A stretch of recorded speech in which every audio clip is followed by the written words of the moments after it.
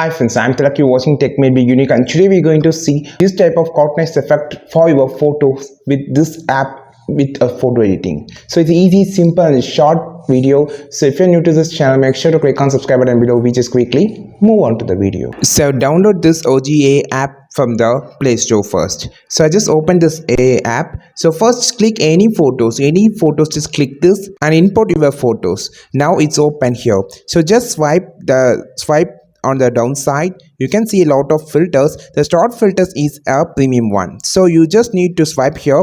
You can see this Sakru filter, which actually Coutness you with like this, a pink color Coutness filter.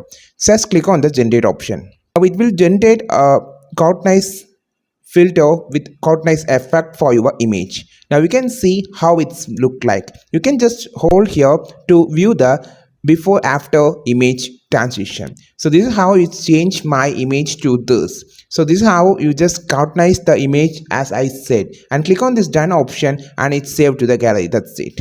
I think this video helped you a lot. Like this video, share this video, subscribe this channel. We will meet our next video with the super valuable content. This is Tilak signing off from Tech May Be Unique. Have a wonderful day.